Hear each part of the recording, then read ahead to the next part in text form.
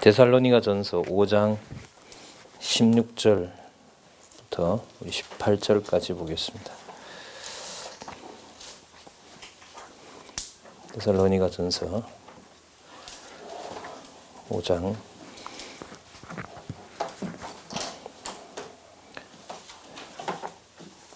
16절부터 18절까지 제가 읽겠습니다. 항상 기뻐하라. 쉬지 말고 기도하라. 범사에 감사하라. 이는 그리스도 예수 안에서 너희를 향하신 하나님의 뜻이니라. 예. 지금 읽어드린 이 말씀은 우리 성경신학에서 성경신학 총서에서 데살로니가 전후서의 요절로 소개하고 있고요. 여러분 가지고 계신 이제 교재 박용기저 성경강론 17권에 보시면 8850페이지 8850페이지에 보시면 거룩한 성도의 생활이라고 주제가 나와 있죠. 이 주제의 요절이 바로 조금 전에 읽었던 데살로니가전서 5장 16절에서부터 18절까지 말씀입니다. 근데 참 많이 우리 교회에서 진짜 맥락을 벗어나서 이해하고 있는 구절이 바로 이 구절입니다. 글쎄요, 거의 잘못 사용하고 있는 것 같아요. 제가 이 구절을 인용해서 강의를 하거나 강론을 하는 제 경험으로는 제가 데살로니가 전후서를 이 저자의 통일성 있는 성경 강론을 염두에 두고 들었을 때는 전체를 보는 눈과 또 데살로니가 전후서 내에 나타난 그 흐름에 맞추어서 이 구절을 제대로 소개하고 있지 않구나라는 생각을 하게 됐습니다. 항상 기뻐하는 거 좋지요, 인간적으로 보면. 그리고 쉬지 말고 기도하는 것도 참 좋고요. 그 다음에 그 결과 범사에 항상 감사하면서 살아가면 얼마나 좋겠습니까? 그리고 또 그리스도 안에서, 여기에 보면 그리스도 예수 안에서 너희를 향하신 하나님의 뜻 이렇게 되어 있습니다. 그러니까 하나님께서 정해놓은 뜻이 바로 뭐냐 하면 지금 우리가 읽었던 이 말씀이라고 할 수가 있겠죠. 그렇다면 이제 이 내용을 우리가 그리스도 예수 안에서 정리를 해본다는 것을 데살로니가 전후서에 맞추어서 일단 해석을 하지 않으면 이 구절에서 말하는 항상 기뻐하는 문제, 그 다음에 쉬지 말고 기도하는 거, 근데 항상 기도인 거죠. 데살로니가 전후서에 보면 이 부사어 중에 많이 나오는 게 항상입니다. 그러니까 이런 거죠. 항상 기뻐하게 되는 상황이 뭐냐 하면 데살로니가에 있는 교인들의 상황은 항상 환난과 핍박에 있는 거예요. 그러니까 이걸 배제하고 이제 맥락을 떼서 본단 말이죠. 우리가 이제 데살로니가 전후서 다음에 장로님 너무 잘해 오셔서 우리 이 도표 좀 보겠습니다. 오늘 저희들 이제 여기 살펴볼 거거든요. 거룩한 성도의 생활. 그 앞부분에 나타난 게 이제 굳건한 믿음의 생활, 이게 골로새서였단 말이죠. 그 골로새서를 연결시키는 건 고사하고 하지도 않고, 왜냐하면 그 서신서들이 보면 그 윤리 도덕적으로 설교하기에 굉장히 좋은 구절들이 많거든요. 수백 구절이란 말이에요.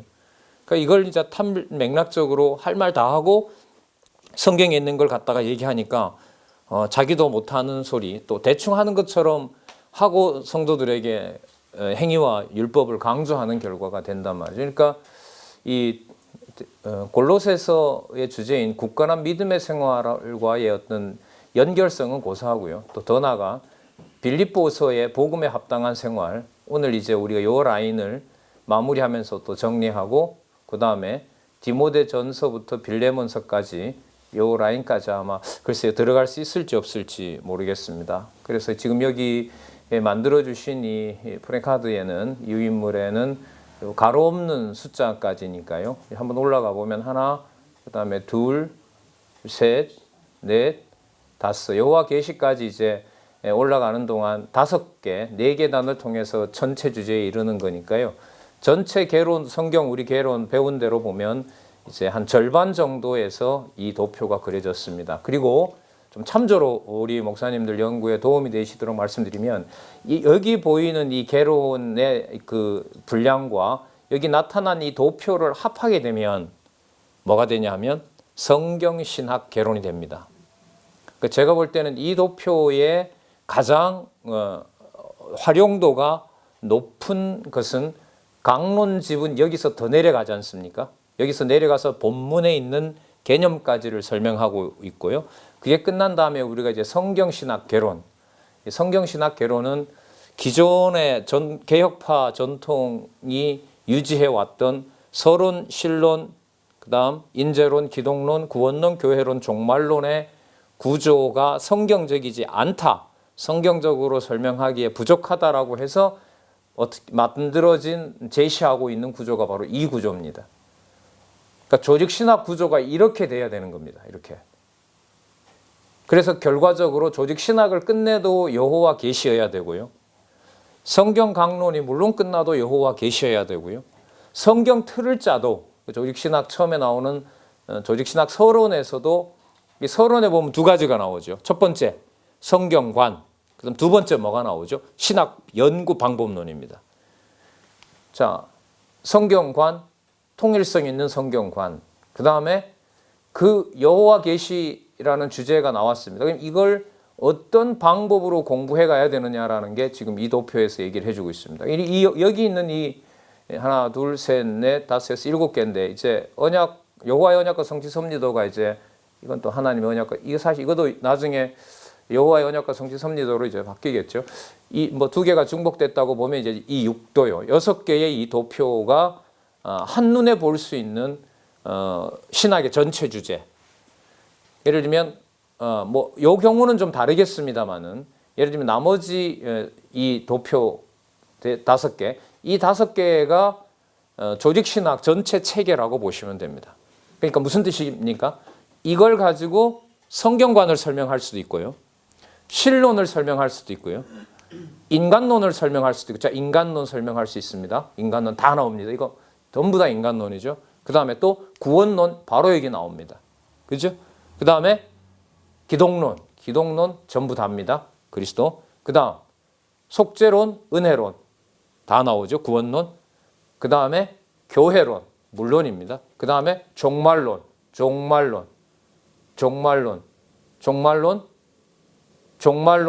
종말론까지 다다라가는 동안 심판에 이루어질 거 요 단계.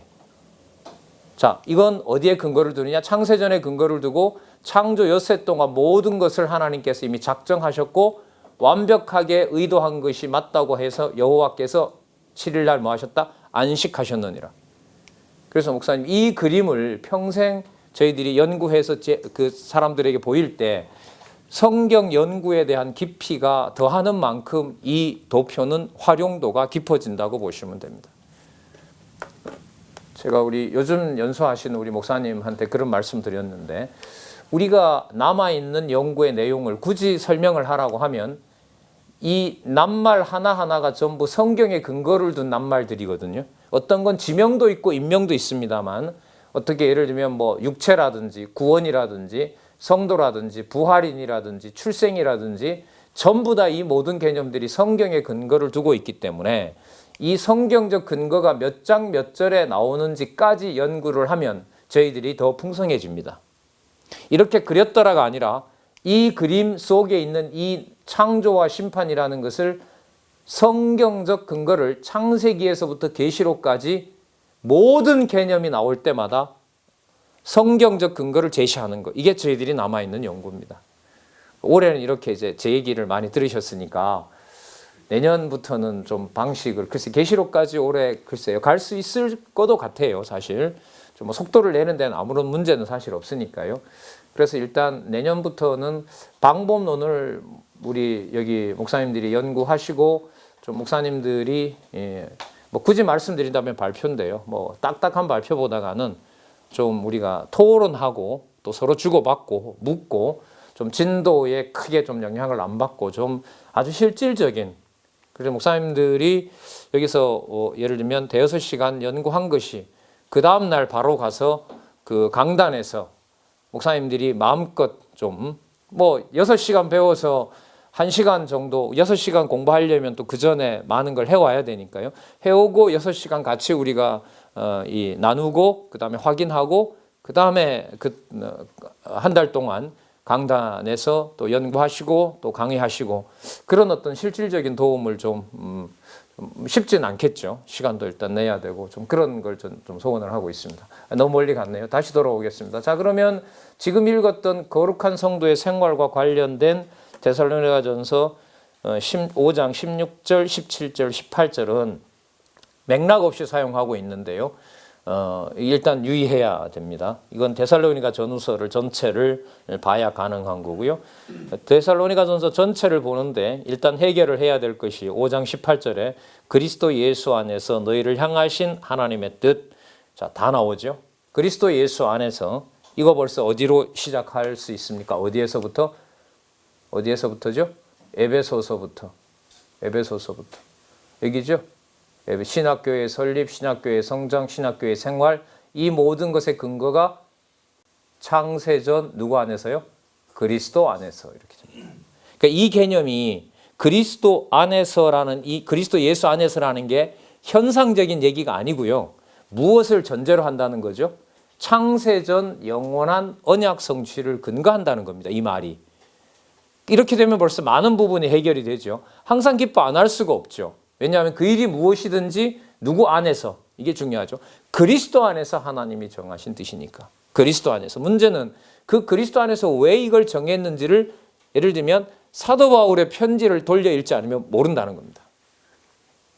그래서 오늘부터 확인할 수 있는데요. 사실 시작이 됐습니다.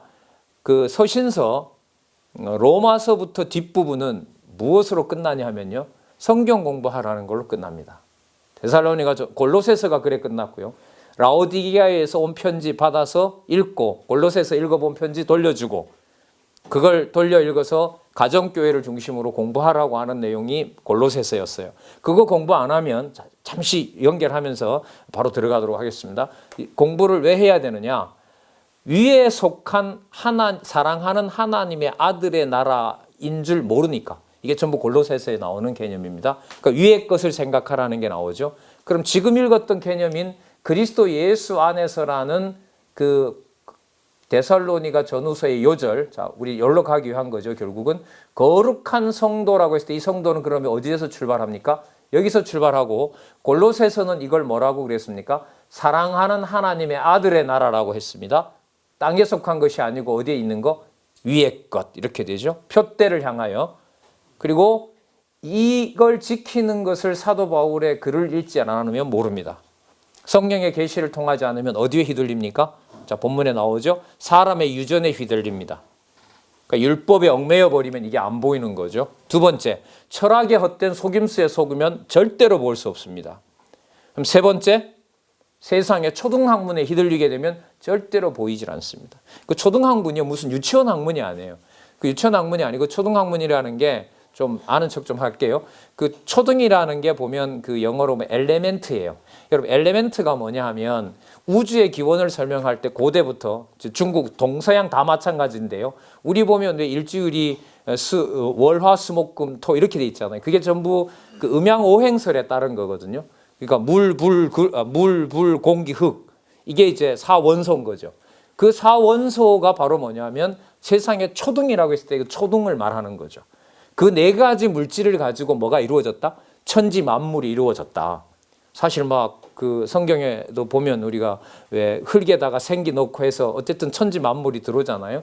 자, 어쨌든 철학의 속임수에 속고 세상의 초등학문, 그 초등학문을 좀 더 아는 척을 하면 예수님 오시기 300년 전에 알렉산더의 스승이었던 아리스토텔레스가 완벽하게 만들어 놨습니다. 물고기 분석까지 다 하죠. 근데 사실 그 물고기 분석이나 초목 분석은 아리스토텔레스 오기 600년 전에 사실 솔로몬이 다 했어요. 열왕기에 보면 솔로몬이 진짜 수천 권의 책을 씁니다. 요즘으로 말하면 도서관 하나 짓고 갔어요. 솔로몬은. 근데 하나님 어쨌든 잘 없앴죠. 목사님 그거 놔둬봐요, 그죠? 이 성경 공부할 시간도 없는데 솔로몬이 썼는데 그거 사전 펴고 막 모르게 요즘 딱 이렇게 데이터베이스로 만들어지면 막 누르면 나올 수 있겠지만 그거 후배들이 지금 따라서 하거든요. 우주공학이다 뭐다. 근데 지금부터 2000년 전에 솔로몬은 결론을 딱 냈죠. 전도서 1장 1절에. 그렇죠. 그래서 많이 공부하는 게 뭐하다? 사람 잡는다 이거 아니에요? 그게 여러분 굳이 말씀드리자면 골로새서의 위의 것을 보지 못하게 하는 세 가지 눈 가리는 거. 사람의 유전, 그 율법과 관계된 거죠. 두 번째, 철학의 헛된 속임수. 세 번째, 세상의 초등학문. 그 다음에 몇 개 더 소개해 드릴게요. 골로새서 본문과 관련되어 있으면 천사같이 모습으로 다가오는 행위. 그 사도 바울이 못했던 것을 보여주면서 봐라 진짜 복음 이런 것이다라는 걸 사도 바울을 넘어서기 위해서 행위로 거짓 천사를 숭배하면서 행위가 거의 막 이게 신에 가까운 거기에 속아 넘어가는 거죠. 그 모든 것들이 어디에 속한 게 아니라는 거죠. 위에 속한 것이 아니라는 겁니다. 자, 그럼 연결을 시켜볼게요. 이 위에 속한 것이 아니라는 것을 마음만 띄워서 저쪽만 보게 하는 것이 아니라 그걸 실제로 어디에서 이루어 주셔야 돼요? 뜻이 하늘에서 이룬 것처럼 땅에서도 이루어져야 되니까 땅에서도 위의 것 사랑하는 하나님의 아들의 나라 감옥에 있는 사도 바울뿐만 아니라 사도 바울을 후원하고 있는 자 구체적으로는 데살로니가 교회 성도들의 삶에서도 사랑하는 하나님의 나라에 속한 것 위의 것을 여기서 뭐 해주셔야 돼요? 성취해 주시는 내용이 데살로니가 전후서의 자 성도의 뭐예요? 누구의 성도죠? 거룩한 사실 같은 말이죠. 성도라는 말이나 거룩하다는 말이나 이거 중국어로 번역이 어떻게 될지 모르겠어요. 이게 성자도 거룩이고 거룩도 이게 성자인데 어쨌든요. 자 거룩한 성도의 생활인 건데 약간 동어반복이죠. 어디에서도요? 땅에서도. 그런데 그 땅이 어때요? 만만치가 않은 땅이죠. 3대 언약 주시고 자 이렇게 볼게요. 3대 언약 주시고 에덴 동산에서 내어 쫓아버린 그 거친 땅. 약속의 땅으로 열흘이면 가는데 40년 돌리는 땅. 자, 전부 뭐 환난과 핍박이죠. 그 다음에 왕을 준다고 했지만 뭐 하는 거죠? 300년 동안 짓밟히는 땅. 왕국을 세워줬지만 아수르와 바벨론에 의해서 짓밟히는 땅. 70년 포로 생활 이후에 돌아왔지만 뭐예요? 어느 나라죠? 바벨론 이어서 페르시아에서 헬라 지나서 로마. 그리고 로마 제국 속에 세워진 교회가 유대인을 비롯해서 지금 2000년 동안 대한민국에도 140년 전에 들어와서 현재까지 우리가 편히 살지는 몰라도 뭐가 짓밟히고 있어요? 진리가 짓밟히고 있는 그 상황에서 뭐가 이루어지도록 하시느냐? 그리스도 안에서 자 골로새서로 연결시키면 사랑하는 하나님의 나라, 아들의 나라 위의 것이 진리 투쟁을 하도록 양육하시면서 뭐로요? 거룩한 생활로 뭐한다? 무장시키는 내용이 여러분 여기죠? 바로 뭐예요? 거룩한 성도. 그렇다면 이 생활이 무슨 생활로 이루어진 걸까요? 창세전 그리스도 안에서 정하신 생활이 자 어떤 생활요? 위에 속한 사랑하는 하나님의 아들의 나라에 속한 것이 어디에서요? 현상에서 성취대로 가는 그 생활입니다. 자, 왜 그러냐 하면은요. 이 생활 여기 보세요. 여기 생활 빌립보서, 골로새서, 데살로니가 전후서 여기의 생활의 연장선입니다. 그럼 여기 생활 기억나실 거예요? 전신갑주 있는 거. 전신갑주를 왜 우리에게 입게 하죠? 에베소서 1장 1절에 어디에서요? 창세전에 그리스도 안에서 뭐하게 하려 함이니라? 거룩하고 흠이 없게 하려 하심이라. 이렇게 타고 여기까지 온 겁니다. 그러니까 진짜 데살로니가 전후서는요. 우리가 한 달에 한 번 뵙지만은 적어도 에베소서에서 출발하지 않으면 안 돼. 이건 맥심이에요. 맥심이자 이거 이렇게 출발 안 하면 데살로니가 전서 들어가면 안 돼요. 아까도 말씀드린 것처럼 얼마나 오염시키고 있어요. 필요한 부분들 떼다가 자기 설교 다 만들어 놓고 다 하고 싶은 얘기 해놓고 거기서 검색해가지고 개념을 성경 구절에 있는 것 갖다 집어넣으면 어느 누가 그걸 반박하겠어요. 용인의 어떤 목사님 강의를 들어보면요, 인기 참 좋은 사람인데 성경 구절을 한 40분 강의에 한 20개에서 30개 이상을 씁니다. 그게 전부 다 뭐냐 하면 성경 구절들이 다 외워요. 다 외웁니다. 꼼짝 못하죠. 근데 보면 웃기는 거죠. 저게 저렇게 활용될 게 아닌데 이미 그날 전하고자 하는 주제가 나오고 그 주제에 맞는 걸 전하고자 하는, 보통 한 서너 가지 전하면 40분이잖아요. 세 가지 정하고 자기 예 하나 집어넣고 예 다음에 뭘로요? 성경으로 마무리하면 뭐처럼 하는 거죠? 성경처럼 하는 겁니다. 가장 오염시키고 있는 대표적인 것 가운데 하나입니다. 오히려 그냥 막 나가는 소리 하면 별로 신경 안 써도 돼요. 상식 이하의 짓을 하면 안 가면 되는데 그런 것을 했을 때 성도들로서는 우리 목사님도 성경대로 한다는데 이게 할 말이 없어지는 거죠. 거기에 성경을 앞뒤를 보자라고 하면 그런 사람들은 이제 손을 놓게 돼요. 화를 내게 되고 안 하려고 하죠. 자기가 했던 게 성경을 가지고 뭐 한 거니까 성경을 뒤집어 엎는 적그리스도 짓을 한 거기 때문에 가장 이제 경계하면서도 성경적으로 한다고 했을 때 그런 겁니다. 자, 적어도 자, 여기 생활요. 이 생활 전신갑주죠. 전신갑주의 근거가 이미 언제요? 여기에. 그래서 우리 종말론에 가면 상과 벌을 받으려고 하는 것이 아니라 뭐예요? 이미 여기 있었던 걸 주는 것이 상과 벌이에요. 그럼 지상은 뭘까요? 내가 받은 상이 뭔지를 확인하는 거죠. 그러면 이게 구속 목적하고는 전혀 다른 거죠. 구원론으로 해결이 되는 게 아니에요. 구원론 이르면 우리가 얻을 것 이렇게 가잖아요.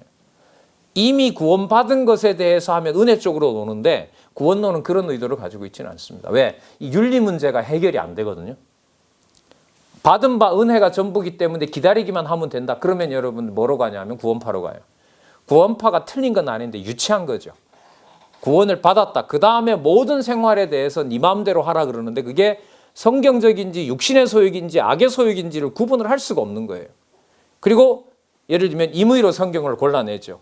불리하다 싶은 건 빼고 유리하다 싶은 것 가지고 강의하고 통일성 무너지게 되는 겁니다. 자, 그래서 적어도 여기 생활요. 요 생활 근데 재밌잖아요. 에베소서, 빌립보서, 골로새서가 뭐예요? 옥중서신이죠. 맞죠? 연결해서 좀 중요합니다. 신약교회의 생활, 전신갑주, 머리부터 발끝까지 죄송합니다. 언제 금으로 다 도금이 됐어요? 언제요? 창세 전에 머리부터 발끝까지 전부 다 도금이 됐습니다. 마치 뭐처럼요? 레위기서에 나타난 성화규례의 대제사장이 머리끝부터 발끝까지 전부 뭘로? 하나님의 제사장으로 선택해 놓은 것처럼 하나님의 전신갑주가 근거가 되고 전신갑주의 근거가 창세전이 되고 전신갑주를 입혀놓고 사도 바울을 어디에다가요? 옥에다 넣는 내용이 에베소서, 빌립보서, 골로새서입니다. 그럼 여기서 말하는 생활은 배경으로 보면 옥중생활이고 데살로니가 성도들은 환난과 핍박 속에서 성도들의 재산을 손을 대는 상황이 데살로니 지금 테살리죠. 그 바닷가 테살리에 있는 성도들의 삶입니다. 그러니까 상황으로 보면 감옥에 들어가 있는 상황도 사실 뭐예요? 환난과 핍박 상황이고요. 바깥에 감옥에는 안 가 있지만 바깥에서 생활하는 성도들의 생활도 뭐와 다름없어요? 감옥과 다름없는 거죠. 그러니까 사도 바울은 어디에서? 감옥에서 약탈당하고 있고요. 그 데살로니가 성도들은 어디에서? 교회에서 약탈을 당하는 거죠. 누구에게요? 성도들한테. 여기서 이 잘못된 성도들이 뭘 활용하냐 하면 예수님이 곧 온다는 것을 유포시킵니다. 예수님이 속히 오리라고 했는데 뭐하러 재산을 모아놓냐는 거죠. 그리고 2000년 전에 종말론이 휩쓴 게 사실 지금도 종말론을 휩쓸고 있는 거죠. 그래서 교회를 뭔가 지키고자 하고 공부하고 싶어 하는 분들이 요한계시록을 접근을 많이 하고요. 근래에도 대한민국에서 또 많이 열리고 있는 강좌 중에 하나가 요한계시록이에요. 근데 요한계시록이 이게 22장까지를 아무리 수백 번을 보고 수백 번을 주석한다고 해가지고 이게 요것 자체로 연결이 되겠어요? 그럼 저희들이 여기 나와 공부할 필요가 없죠. 이런 게 필요가 없는 거예요. 자, 요한계시록에 나타난 부분으로 가기 위해서는 앞부분에 유다서, 요한 1, 2, 3서, 야고보서 이런 부분들 다음에 요한계시록이 설명이 돼야 되는데 지난주에 제가 포항에 갔는데도 그 목사님도 이거 만들어주신 분이에요. 사실 이 도표 만들어주신 분인데 요한계시록 10년 다니면서 한 강좌마다 몇백씩 수천만 원 들은 거죠. 요거 하나 배우려고. 근데 속았다라고 던져놓고 이거 그리면서 뭐 계속 울었대요. 이거 보고 계속 울었대요. 하나님 너무 감사하다고. 예? 그런 사이에 지진이 나서 교회는 다 무너져 버렸고요. 100여 명 성도 없고, 지난주에 이제 초대해서 갔는데 30평 아파트 얻어서 서너 명 앉혀놓고 다 끝내고 이제 요 유인물 고날 해당되는 구조되고 성경 전체로 본다. 이렇게 다시 시작을 하도록 하셨더라고요. 자, 그러면 다시 돌아와서요. 여기에 거룩한 성도라는 말은 어디서부터 적어도 에베소서의 그리스도 안에서 완전 무장으로 갔지만 상황은 감옥 생활이고 바깥에 있는 성도들은 그 사도 바울에게 연보하고 연보 모아놓고 자기 성도들이 연보 빼앗아가고, 여러분 그 상황에 뭐가 돼요? 항상 기뻐하라예요. 그걸 누가 해요? 누가 명령할 수 있어요? 전 못해요. 전 그 상황에선 자신 없어요. 그렇게 못합니다. 그 다음에 쉬지 말고 기도하라. 맞죠? 내 뜻이 이루어지는 게 아니니까 기도를 안 할 수가 없어요. 그러니까 누구를 안 찾을 수가 없어요. 그리스도 안에서 약속한 여호와의 언약을 안 찾을 수가 없는 거죠. 그러니까 성도들의 기도를 우리가 참 의식적으로 뭐 식사할 때나 또 우리 시작하고 마칠 때 기도하는데요. 이거 우리가 생각을 좀 깊게 하셔야 돼요. 적어도 사도 바울이 여기 사도 바울을 통해서 로마서부터 뭐 다른 사도도 마찬가지입니다. 쓸 때 축원으로 시작해서 축원으로 끝나는 건 이게 형식이 아닙니다. 뭘 보기 때문에 그래요? 여기로부터 시작해서 여기로부터 마치기 때문에 내가 비록 편지를 쓰지만 내 말 듣고 따라오라는 걸 철저히 경계하기 때문에 누구의 뜻으로? 하나님의 뜻으로 말미암아 종된 나 사도 바울은 너희에게 편지하노니. 끝에요. 주 예수 그리스도의 은혜와 하나님의 사랑과 성령의 교통하심이 이것일까요? 너희 무리와 함께 있을지어다. 왜요? 창세전에 정하신 생명이 뭐 되는 거니까? 공급되는 거니까. 그래서 제가 장안중앙교회 와서 굉장히 기분 나쁜 날이 있었어요.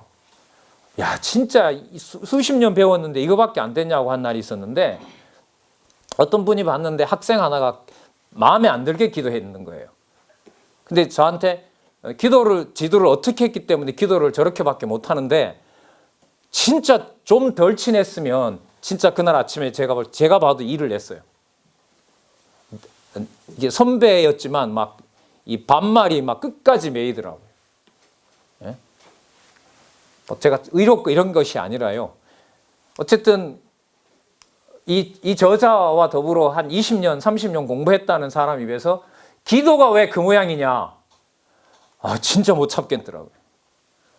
우리 목사님들 있죠? 우리가 말 잘해서 성경대로 정리해서 기도한다고 성경적 기도?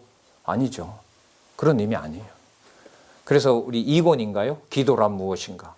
사실 그 무엇인가 40개 주제는요, 사실 굉장히 손 떨리고 무서운 거예요. 왜 무섭냐 하면 말 한마디도 창세전 성경 전체 모르면 못한다는 게 무엇인가 40개입니다, 사실.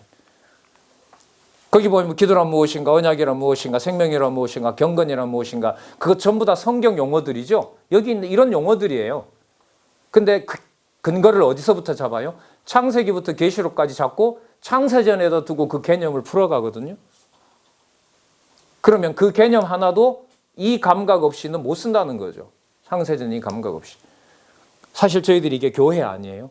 주로 제가 일방적으로 몇 시간을 말씀드려야 되는 교회지만, 여기서 우리가 생기는, 예를 들면 쉬지 말고 기도하는 거, 여러분 그리스도가 창세전에 언약하신 대로 성령을 통하여 우리에게 소통하게 하지 않으면 그야말로 공연불, 그야말로 남의 동네 얘기입니다만은 공허한 꽹과리 소리가 되는 거죠. 그러나 성령께서 여러분들과 제 고백으로 소통하게 하면 어디로 연결이 돼요? 창세전 하늘의 정한 뜻이 땅에서도 이루어지지다라고 하는 뭐가 됩니까? 그리스도의 언약이 이루어지는 거죠. 너무너무 귀한 거고 무서운 거죠, 사실. 어린아이들의 기도 하나로 보면 교회학교 학생들이 그렇게 기도해요. 집에서도 공부를 했는데 오늘만큼은 쉬면 안 됩니까? 하나님 힘듭니다. 예수님 이름으로 기도합니다. 아멘. 솔직하게 하라니까 솔직하게 해요. 얼마나 자기 마음 내놓으니까 좋아요. 그럼 그 담당되는 선생님 데려가서 해결해 줘야죠. 아니면 뭐 부모를 만나서 같이 걔에게 유익한 공부가 되도록 안내를 하든지요. 자, 좀 시간 많이 갔네요. 이 맥락이 제가 볼 땐 더 중요해요. 데살로니가 전서는 데살로니가 전서로 전후서는 끝나지 않습니다. 이건 적어도 어디에서부터요? 에베소서에서부터 성령께서 하시는 일입니다. 뭐 하게 하려고요? 교회 무장하려고. 무슨 교회요? 가정교회, 양육교회, 은사교회, 전 세계 모든 교회가 진리로 무장하게 하시는 누구의 능력이라고요? 성령에 의한 성취입니다. 아니면 뭐가 돼요? 사도 바울의 명령이 됩니다. 여러분, 이걸 만약에 사도 바울이 명령한 걸로 생각하고 사도 바울이 실제로 자기가 명령한 것을 자기가 한다고 생각하면 사도 바울은 뭐죠? 2번 죽어야죠. 왜? 율법에서 벗어났다가 자기가 복음의 제자인 그리스도의 제자에게 다시 자기가 뭘 요구하니까 성경을 요구하고 성경에 지키라고 요구하고 명령을 요구한다는 말은 누구 짓으로 돌아가는 거죠? 바리새인 짓으로 다시 돌아가는 거예요. 그래서 사도들의 명령이 강화되면요, 꼭 이걸 기억하셔야 돼요. 강론지 글에 되어 있죠. 성령께서입니다. 어떻게 보면 목사님들이 목회하다가 내 기준에 안 맞는 말도 그 말이 기분이 나쁘고 비성경적이라면 고쳐주면 돼요. 하지만 그 말이 맞는 말이라면 그 말은 그 사람의 말이 아니죠. 누가요? 성령께서 이렇게 됩니다. 그래서 그 유명한, 너무너무 유명한 구절, 이 거룩한 성도의 생활 마지막에 해당되는 데살로니가 후서에 가면 비진리에 대해서 이러저러 왈가왈부하는다는 지목하라 그래요. 지목하라. 예. 인정상 못할 수도 있겠죠. 인간적으로 보면. 예를 들면 우리 교회 수석 이른바 장로님 김 장로님이 이런 얘기를 하셨는데 그거는 분명히 비성적인 겁니다. 힘든 일이죠, 사실. 그 다음에 근데 기가 막힌 말이 나오죠. 뭐처럼 대하지 말고 뭐처럼 대하라? 원수처럼 대하지 말고 형제처럼 대하라. 제가 이게 좀 고민이 돼서 물었잖아요. 어떤 장로님한테. 장로님이 이게 무슨 말씀이에요? 저도 모르겠네요. 근데 답이 그 다음에 나오더라고요. 주 예수 그리스도 안에서 하나님의 정하신 뜻을 이루려 함이라. 그렇게 데살로니가 후서가 끝나요. 자, 다시요. 다시 이제 들어가도록 하겠습니다. 이제 자, 그 요절이 왜 요절인지 지금 설명을 드렸고요. 자, 그렇다면 우리 이제 오늘 데살로니가 전서 교재 8850페이지에 가셔서 한번 살펴보도록 그렇게 하겠습니다. 자, 3. 거룩한 성도의 생활. 앞에 빌립보서 골로새서 있었죠? 복음에 합당한 생활. 그 다음에 굳건한 믿음의 생활. 자, 강론지 구조 간단하게 설명드리겠습니다. 첫 번째 단락, 데살로니가 전후서의 내용이 전체적으로 무엇인지 안내해주고 있고요. 두 번째 단락, 그 내용은 어디에 근거를 둔다? 자, 이러한 증거, 세 번째 줄에 있죠. 여호와 하나님께서, 여기죠. 여호와 하나님께서 창세전에 작정하신 뜻에, 여기도요. 창세전에 작정하신 뜻에 다 들어갑니다. 창세전에 작정하신 영원한 생명이 창조와 심판에 이르는 세계 속에 인간 안에 뭘 넣어주세요? 생기를 넣어주심으로 살아가게 한다. 자, 죽었던 아담을 부활체로 끌어가기 위해서 지금 중생인을 영의 소욕과 육의 소욕으로 성령께서 키워나간다. 양육. 이건 앞에 배웠던 이게 양육입니다. 어디 갔죠? 요거. 로마서에서부터 갈라디아서의 핵심적인 내용이 키워가는 거죠. 키워나가는데 어떻게 키워나가느냐? 뭐 하신다는 거예요? 무장시킨다는 거죠. 어디에다 넣어놓고요? 감옥에다가 넣어놓고. 하지만 이게 감옥에 갇히겠어요? 무한한 생명이 열려 있는데. 요 팔자 누운 거 있죠? 무한대. 무한대라는 말은 뭐가 없다는 말이에요? 한계가 없다는 거죠. 그러니까 어디에 넣어놔도 필요가 없어요. 감옥에 넣는다고 무한대가 그거 하겠습니까? 사도행전을 보면 옥문도 열어버리는 일이 나오지 않습니까? 자, 그러면 세 번째 단락은 여러분들 뭐냐 하면은요. 자, 여러분 이 세 번째 단락이 항상 뭐냐 하면 지금 이야기하고자 하는 것에 대한 뭐냐 하면 이게 전체적으로 무슨 어디에 들어가요? 그리스도 성취에 들어가잖아요. 그리스도와 연관을 시키면 성취에 들어가는 거예요. 성취에 들어가기 때문에 이 저자는 여기서 굉장히 큰 제안을 하고 어떻게 보면 욕심을 부리죠. 뭘 가져와 버리냐 하면 여러분 여기에 보시면 출애굽기 18장부터 레위기가 시내산 언약을 수립하는 내용입니다. 시내산 언약을 수립을 왜 하냐 하면 종되었던 이스라엘 백성들을 광야에다 데려다 놓고 헌법을 주시는 거예요. 무슨 헌법을 줘요? 너희들 누구 백성이다? 내 백성이다라는 걸 확인해 주는 것이 출애굽기입니다. 그 중에서 지금 이 거룩한 성도의 생활의 근거를 이 중에서 제사와 관련해서 거룩한 것과 관련된 특히 성화와 관련된 레위기 11장에서부터 27장을 근거로 잡아요. 그럼 나머지는 상관없는 걸까요? 요것만 적어줬을까요? 요것만 적어 놓은 거죠. 그래서 제가 궁금해서 왜 어떨 때는 한 절 쓰고 어떨 때는 이렇게 분량을 잡냐라고 이렇게 질문을 드렸더니 저자가 제안하는 건 뭐냐 하면 독자들에게 위하지만 않는다면 내 심정을 얘기하라면 나는 어느 구절 어디를 쓰더라도 그 옆에다가 무조건 창세기에서부터 계시록을 다 적고 싶다. 그 말은 뭐겠습니까? 성경의 어느 한 구절도 모든 근거가 어디에 둬야 된다? 구약과 신약의 근거를 두고 전개돼야 된다는 거죠. 그걸 상호 근거라고 하는데 사람들은 순환론이라고 비난을 해요. 근데 여러분 순환 논리가 인간적으로 보면 맞는데요. 순환 논리가 될 수 없는 게 시간 세계에서 돌고 돌아가는 것 같은 것은 모두 어디에 이미 확정되어 있는 거예요? 창세전에 확정되어 있는 거기 때문에 인간적 논리로 순환 논리에서는 벗어나게 됩니다. 제가 논리학을 대학에서 10년 이상 가르친 제가 그래도 대학 교수 노릇을 했는데 순환 논리를 모르고 제가 이 언약과 성취 섭리도 따라가겠습니까? 근데 순환 논리를 벗어날 논리가 세상에 없습니다. 나 너 좋아 이러면 뭐가 딱 오면 완벽해요. 나도 너 죽을 만큼 좋아. 그러면 세상에서는 완벽해요. 그게 순환이에요. 그걸 벗어날 수 있겠어요? 완벽한 설명인데. 너 나를 얼만큼 좋아해? 너가 나 좋아하는 거 보면 알지. 이게 상대적인 세계에서 완벽한 논리예요. 순환 논리는. 아무것도 아닌 것 같은데 여러분들 가장 완벽한 도형이 뭔지 아시죠? 삼각형 아니잖아요. 오각형 아니죠? 백각형도 아니에요. 뭐예요? 원이에요. 원. 원은 시작이 곧 뭐가 돼요? 끝인 거예요. 내가 사랑의 출발점이면 나에게로 돌아와요. 상대방에게 아무리 멀리 있더라도. 12시 방향에 있는 가장 먼 거리는 6시 방향이죠. 6시 있는 방향이 먼 게 아니죠. 뭐 하는 과정이죠? 나에게 돌아오는 과정이에요. 제가 그 순환 논리를 모르겠어요? 이것 때문에 그래요. 그래서 여러분 성경이 하나님의 뜻으로 말미암아 나 종된 바울은 교회가 여기 싹 들어가죠.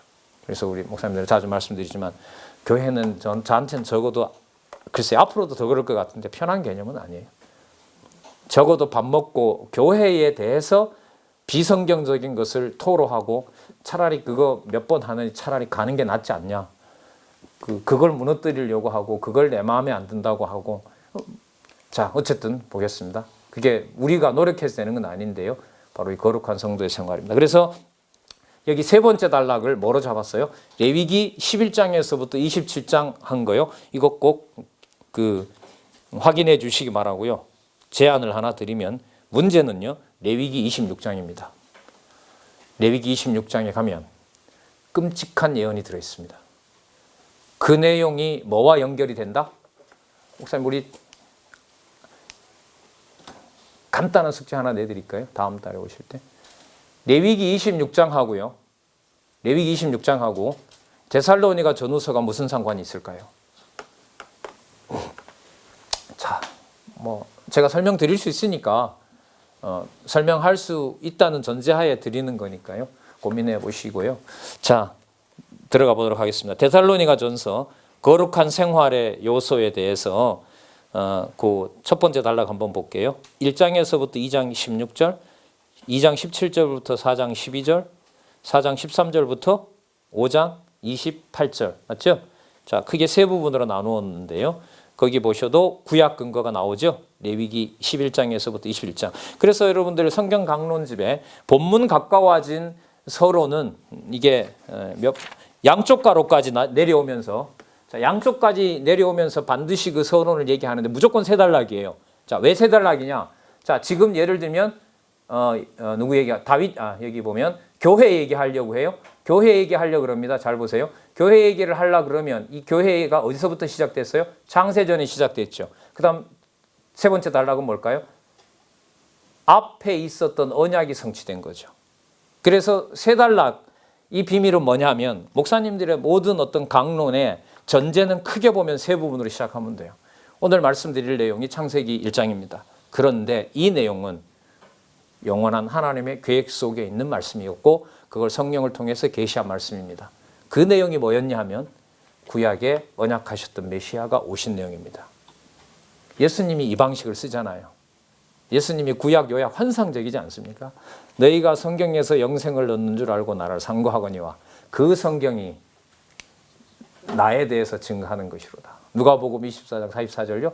모세의 글과 선지자의 글과 시편에서 나를 가리켜 기록한 것이 기록되리라. 예. 스데반의 설교 환상적이죠. 여기서부터 여기까지. 베드로 설교 여기서부터 여기까지. 사도행전 13장에 나오는 사도 바울의 설교 여기서부터 여기까지. 그리고 사도 바울은 서신서에 와서 서신서 앞부분에 나타난 내용이 거의 몇 절이거든요. 그게 1절 정도에서 10절 정도. 1절은 아니겠죠. 서너 절 정도의 모든 내용이 뭡니까? 반은 여기 요약이고 반은 여기 내용입니다. 그러면 강론이 무슨 방식으로 어떻게 돼야 공부를 하는 거냐? 이걸 안 가르친 거죠. 성경이 어떤 내용으로 전개되는지를 모르니까 설교의 종류를 나누어요. 강론도 아니고 무슨 주제 설교, 절기 설교, 예화 설교, 뭐 설교, 뭐 설교. 그 종류가 늘 때마다 성경의 통일성은 전부 다 단절돼 버리는 거죠. 자, 그래서 여러분 또 세 단락 나오죠. 먼저 그러면 1장에서부터 2장 16절까지 보시면 믿음의 행위로 생활함 이렇게 나옵니다. 자, 이 데살로니가 전서를 이렇게 나눈 걸 보면요, 재밌는데 1장 1절에서 2장 16절에 보면 믿음의 행위죠, 그죠? 8,850페이지 밑에서 두 번째 단락 보세요. 거기 보시면 1장에서부터 2장 16절까지 믿음의 행위고 2장 17절부터 4장 12절까지는 뭐라 그럽니까? 사랑의 수고죠. 그 다음에 4장 13절부터 5장 28절이에요. 무슨 인내? 소망의 인내죠. 이거 1장 몇 절에 나오는 내용들이죠. 전부 다. 1장 3절. 우리 본문 한번 볼까요? 1장 3절 볼게요. 자, 너희의 믿음의 역사와 사랑의 수고와 우리 주 예수 그리스도에 대한 소망의 인내를 우리 하나님 아버지 앞에 쉬지 않고 기억하미니. 자, 여기 있는 세 개념을, 앞부분에 나오는 개념을 뭐를 나누는데? 데살로니가 전서의 단락을 나누어서 거룩한 생활의 요소가 무엇인지를 성경으로 잡았는데 바로 이 내용을 가지고 소개를 하고 있습니다. 그렇다가 아니라 확인하셔야 되는 거죠. 확인하셔야 됩니다. 근데 이건 전형적인 그 논리적 글쓰기에서 아주 룰이 많습니다. 제가 좀 꽤 유명한 그래도 남쪽에서는 그 논술 선생이었는데요. 그 학생이 지금 어느 정도의 소양을 가지고 있는지는 문장을 5문장만 쓰게 하면, 그러니까 한 단락이죠. 5문장에서 7문장을 쓰면 고등학교 3학년인 얘가 어느 정도의 지적 능력과 논리적 능력과 자기 창조력이 있는지가 검증이 돼요. 그래 빨리 파악을 해야 그 학생이 이제 예를 들면 원하는 대학에 이렇게 갈 수도 있고 자기소개서도 쓸 수 있단 말이죠. 자, 그런 걸 조금 알고 있는 이제 저로서는 첫 번째 문장에 무엇을 소개하느냐가 끝나는 문장까지 뭐가 돼야 돼요? 연결이 돼야 돼요. 그걸 논리적으로 뭐라 그러죠? 일관성이라 그래요. 정합설이라고 그러죠. 논리학에서 그걸 진리론에서 불러요. coherence라고 해서요. theology, coherence라고 그래가지고 그걸 정합설이라 그래요. 그러니까 왔다 갔다 하면 정합성이 없는 거죠. 이거 보세요. 창세전이 왜 나와요? 한결같이 정합성을 확인하고 있잖아요. 자, 그리고 이 세 내용을 데살로니가 전서 5장까지, 6장까지인가요? 5장까지 마치는 동안 서론으로 쓰고 있는 거죠. 믿음의 행위, 그죠? 그 다음에 사랑의 수고로 생활함, 소망의 인내로 생활함. 더 좋은 제목이 있을 것 같으면 아직 저자가 살아 계시니까 목사님들이 연구하셔서 소개해 주십시오. 이 제목보다가는 데살로니가 전서에 이게 아니 사실입니다. 이걸 지금 어떻게 보면 성경 강론은 어떻게 보면 이걸 좀 이렇게 책임 있게 해나가는 우리 여기 총회장님도 여기 와 계십니다만은 우리 그 개방시켜 놓고 있는 거죠. 고집하지는 않습니다. 그래서 어떤 로그인 없이도 누구나 가져가서 확인하고 성경적이면 무한히 공급할 때니까 마음껏 배워라. 우리가 배우라고 하는 건 아니지만 값없이 받았으니 값없이 주라고 하신 그 성취사역에 우리들은 기쁘게 이제 동참하고 있는 거죠. 자, 그렇게 되어 있다는 거 말씀드리고요. 8851페이지에 그럼 1장에서부터 2장 16절 여기도 마찬가지죠. 첫 번째 단락 그 내용들을 독자들을 이해시키기 위해서 몇 절씩 나눠 놓고 있고요. 두 번째 단락 어디에 근거를 둔다? 여호와 하나님께서 창세전에 작정하신 영원한 뜻에 따라 언약하신 말씀에 바탕을 두고 있다. 그 바탕을 두고 있는 내용이 뭐 한 거다? 성취된 거다. 그래서 8852페이지 두 번째 줄, 이는 하나님께서 창세전에 작정하신 영원한 뜻에 따른 여호와의 언약을 역사적 사실로 뭐 해준 것이다? 성취해 준 것이다. 그러면 크게 잡으면 이렇게 되겠죠. 두 번째 단락은 여기에서 성취한 것, 여기에서 언약한 내용인데 아담부터 시작한 내용이 어디에 와서 데살로니가전서 1장 1절에서부터 2장 16절에서 이루어진 겁니다. 창세전의 것도 이루어지고 앞에 있었던 내용도 다 이루어진 겁니다. 이게 요 설명 방식입니다. 글쎄요, 목사님들 어떻게 읽을지 몰라. 저는 이 성경 강론의 구조가 성경에서 예수님이 또 사도들이 여호와 하나님을 계시 중심으로 존재하신다는 확증을 할 때 사용했던 방법과 논리적 구조라고 봅니다. 그래서 성경 강론을 따라가면 성경에 기록된 목적에 따라가기 때문에 우리가 이걸 안내서라고 부르는 겁니다.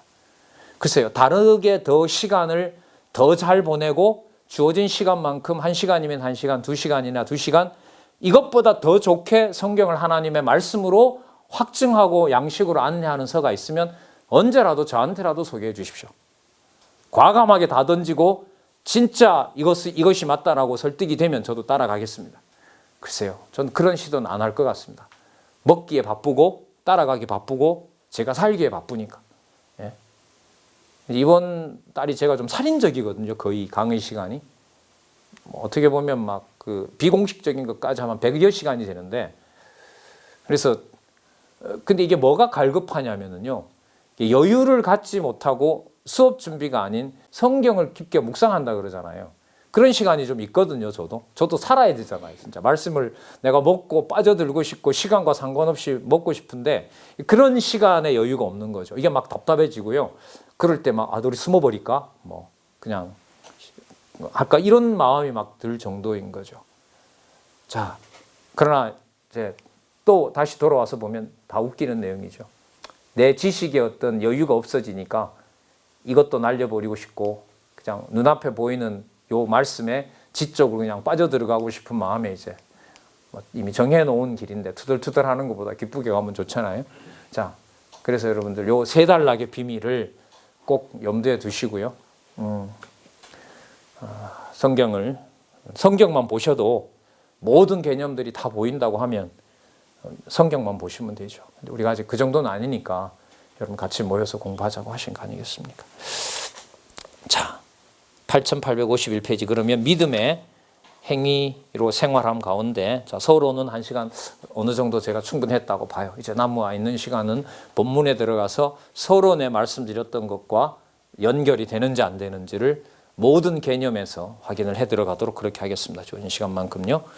자, 1장 1절에서부터 4절 보면 믿음에서 여기 나오네요. 믿음의 역사와 사랑의 수고 그리고 소망의 인내로 생활함. 뭐 하게 하려고요? 거룩한 성도의 생활을 하게 하시려고. 왜요? 교회의 생활을 통해서 무장하게 하려고요. 왜 그렇게 하시죠? 교회 무장을 성령께서 시키는 거죠. 왜 그렇게 하시죠?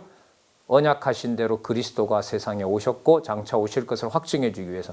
왜 그리스도가 그렇게 하셔야 돼요? 창세기부터 말라기에서 그렇게 언약되어 있으니까요. 그건 왜 그렇게 해요? 창세 전에 그리스도와 성부, 성자, 성령 영원하신 하나님께서 영원한 존재로 살아계시고 그분의 놀라우신 능력의 영광을 창조부터 심판까지 보여주시기 때문에 그렇습니다. 따라서 이 현장은 과거로 보면 창조, 더 나아가면 창세전 하나님의 정하신 뜻이 이루어지는 자리고 미래로 보면 장차 그리스도께서 오셔서 의와 불의를 심판하실 그리스도의 성취로 가고 있는 어떤 한 현장이라고 저는 생각을 합니다. 너무너무 귀한 교회 그 자체라고 할 수가 있겠죠. 자, 소개합니다. 바울과 실로아노, 실라라 그러죠. 디모데는 믿음으로 낳은 디모데는 하나님 아버지와 주 예수 그리스도 안에 있는 데살로니가인의 교회에 편지하노니. 여러분 이제 서신서예요. 그 사도 바울이 근거로 잡을 때 많이 쓰는 낱말이 하나 있는데요. 하나님 아버지와 주 예수 그리스도 안에 이렇게 됩니다. 나 바울은. 그럼 여기 나 바울은 누구 안에 있는 바울이죠? 성령 안에 있는 거죠. 그러면 첫 마디에 뭐가 나와요?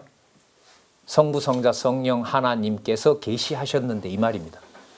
그럼 어디로 들어가야 돼요? 어디로요? 여기로. 창세전. 맞죠? 여기로. 창세전 여기로. 이거 쓸게요. 창세전. 성부, 성자, 성령 영원하신 하나님의 정하신 뜻에 의하여 뭐가 섰는데? 데살로니가 교회가 섰는데. 그래서 이제 거기 필요한 말씀을 주시는 거죠. 네, 편지하노니 은혜와 평강이 너에게 있을지어다. 샬롬, 예루살렘의 이름이죠. 평강, 은혜 이거죠. 여기죠. 있을지어다. 당연하죠. 자기가 비는 게 아닙니다. 이게 목사님이 찌어다 한다고 되는 게 아니잖아요. 여기 있었던 말을 뭐 하는 겁니까? 책임을 걸고 목숨을 걸고 선포해 주는 거죠. 그게 사실이냐? 사실이다. 이게 그러니까 단순한 뭐가 아니에요? 인사말이 아니에요. 굳이 여호와 하나님의 존재를 얘기한다면 예를 들면 1년에 한 번 보는 손자들에게 할아버지 할머니가 어서 오너라 라고 뭐 해주는 거죠. 내가 네 할애비다. 내가 네 할머니다라고 뭐예요? 이제 아장아장 걷기 시작하고 이제 처음으로 보는 할아버지 할머니가 뭐 하는 거죠. 자, 내가 너 할아버지 할머니다 이놈아 어서 오너라 하고 똑같은 거예요. 이게 어디까지 펼쳐놔 버려요? 여기를 펼쳐놔. 여기를. 사도 바울은 왜 맨날 이렇게 시작하도록 하느냐? 사도 바울이 세워진 데살로니가 교회 자기 마음대로 못하게 하려고. 목태로 못하게 하잖아요. 못 가게 하는데 어떻게 가요? 감옥에 넣었는데 어떻게 가냐고요. 하는 거 뭐밖에 없어요?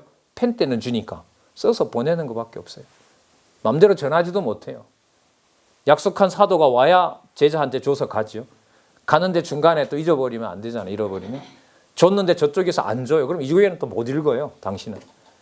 그래서 여러분 사본학이 발전해서 베껴서 우리는 지금 어떤 외국어의 그 부담 없이 순수 한글로 이 좋은 한글로 자 이렇게 명확하게 보고 있습니다.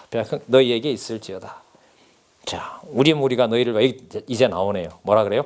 항상 하나님께 감사하고 기도할 때에. 여러분 데살로니가 교회가 교회에 엄청난 내분이 생겨 있고 종말론으로 오염이 됐는데 지금 혼돈스러워지는데 그게 항상 감사하고 감사로 기도할 게 돼요, 안 돼요? 하나님 저희 교회가 걱정입니다. 이 말 돼요, 안 돼요?